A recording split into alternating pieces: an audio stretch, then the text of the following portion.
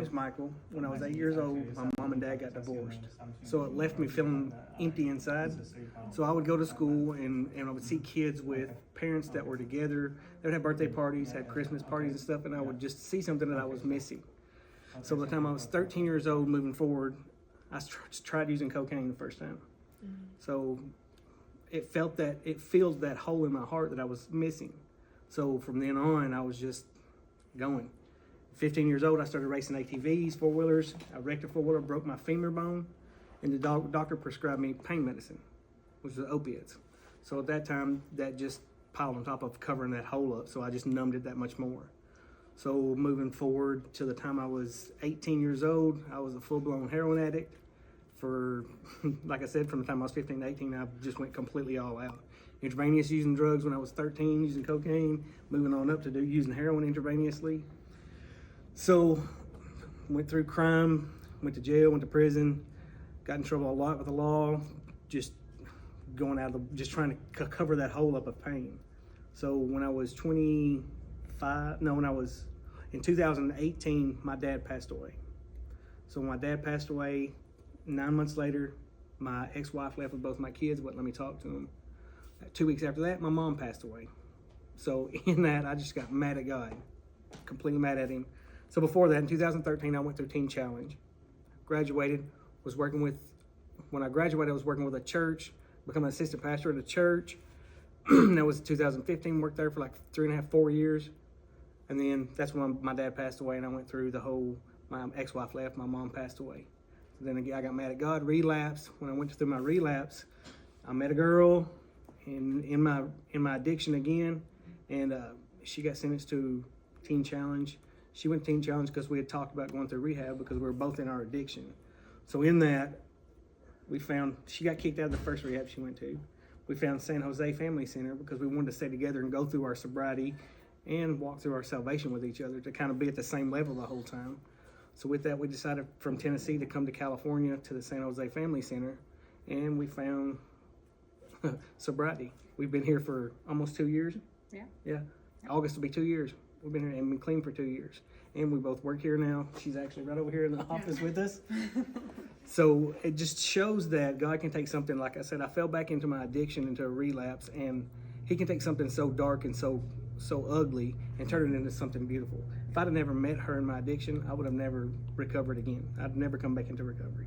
I know that. I'd be dead right now. I know that for a fact. But in that, like I said, he took something that was ugly. We both were in a heroin addiction and turned it into something beautiful that we can actually say both now we've been clean for 2 years. So that's just a quick rundown of, I can give you stories of details of things in my addiction that you see God's hand moving in it so many times, but in the mix of it, you don't even see it. When you come through it, you're like, oh, you were there the whole time taking care of me. But that's just it in a quick rundown. And you also got to see your grandma. Oh, yeah. So hadn't seen her for a long time, right? So in my addiction, my family and I had a falling out. So with that, I didn't talk to my grandma for like 5 years.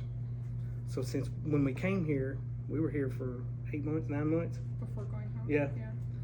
We were here 9 months, and then we went home to see my son graduate high school. Well, in that, I had called my grandma. I was like, hey, look, I need to come see you. So me and my wife went to my grandmother's house, and like I said, I hadn't talked to her in like 5 years. So when we walked in, my grandma looked at me, and she's like, Michael Ray, I never thought I'd see this again. I was like, what do you mean? She's like, I never thought you'd be back down here. She goes, but I'm glad you came. So we started sitting there talking about just different things, and I introduced her to my new wife. So she was sitting there, and she said, you pray and you pray and you pray. And she said, but you never see the fruition of your prayers. She said, but I can actually say today that I've seen the fruition of my prayer come true. She's knowing that I'd been in recovery. So it was cool. And that's the first time my wife had met my grandma, and then it wasn't 2 months later. She passed away. 2 months later, she passed away. And the sad part, it sounds sad, but the good part is, I know for a fact that, I don't want to say that she was waiting for me to come back, but I know that it was a peace that she had for a prayer that she had been praying that was answered, so she could pass on peacefully. Yeah, it's crazy. It's good. I'm gonna start crying. Yep, and lots of other good family. Yeah, my daughter. Yeah, and my daughter. Like I said, my ex-wife wouldn't let me talk to my kids, so my daughter built up a resentment against me, and which I'm not mad about it, and I can understand why she did. It was just me and her mother had separated, and she had anger built up. So we didn't talk to each other for, even after I'd come to the program, it was 8 months before. I would call her every week just to call her, see if she would answer. She would answer the phone. Now I can call her and text her, and she'll pick up the phone and she'll answer me, tell me she loves me, which is crazy. Like I said, she wouldn't even talk to me before. So may I ask you a question? Okay. So what makes you willing to commit to the Teen Challenge program? What made me? Yeah, why you want to commit to? I was just tired of the lifestyle. I was just tired of, because it's not just, you can be in an addiction, but it's a whole lifestyle that goes with it. And it's fast paced, it's reckless, it's dangerous, and I was just tired of it. And I was also tired of seeing my children be ashamed of who I was. So how do you know Teen Challenge? How do I know it? Yeah. When I got locked up, there was a guy who introduced me to Teen Challenge. I was in Okay. jail and a guy told me about Teen Challenge. Oh, okay. So because then you just trust Teen Challenge, just come here. Well, sometimes you got to step out Because and you need to faith. commit 12 months, right? Yeah, yeah. Yeah. Sometimes you just got to, there comes a point where you're so tired of doing what you were doing and your body's just run down. You're like, I don't care what it takes. I'm ready to get out of this. And that's just the point I was at. So you contacted the Teen Challenge. Yeah. Okay. Yeah. No, they called me. Oh, they- Yeah, they hunted me down. okay, so Teen Challenge called them. No, You No, know, I was he being was sarcastic. joking. I was Yeah, being joking. yeah. He called So us. we called, we Yeah. And actually, actually, his wife yeah. Google searched where you could go as a husband and wife. Yeah. And our center is the only family center Ah, in the okay. country. So we're Okay. the only teen challenge that takes a husband and a wife in the same location. So your wife also here. Yeah. Yeah. Oh. We can call Yeah. her out too. You can meet her. She'd love to share her story too, probably. Mm. You're up next. No, we They hunted us down. He told her that we called you to recruited you. So I briefed them, I gave them my testimony and told them that we had come here together. Yes. So you give your testimony and how you found Teen Challenge. My whole testimony. Yeah. So I basically, I just had this emptiness in my heart. I kept trying to fill it with drugs and money and relationships, and none of that was sustainable. Like, it was just really temporary, and I didn't really know what I was searching for. All of that stuff kind of just led me into a lot of trouble, and I wound up with a court case where they tried to give me a lot of jail time. And I was blessed with the opportunity to go to Teen Challenge, and I wasn't ready. I was just trying to satisfy a sentence. I wasn't trying to seek anything else or heal from anything. And so I wound up failing and relapsing. And I had been in jail for about a year and 4 months, and he was at home just falling further into addiction. And so when I got kicked out and I went home, I realized this is not how I want to live anymore. I'm just done. And I told him, I said, I still have this sentence that I have to go fulfill. So I don't want to be away from you again. And he said, I'll just go with you.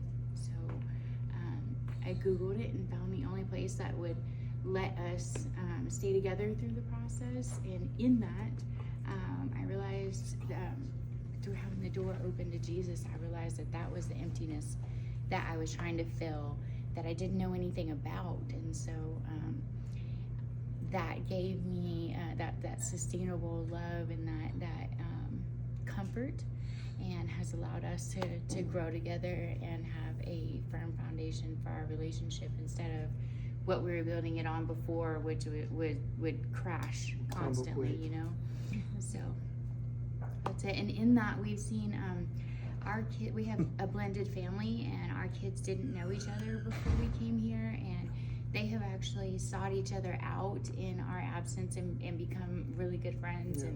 and love each other and spend time with each other.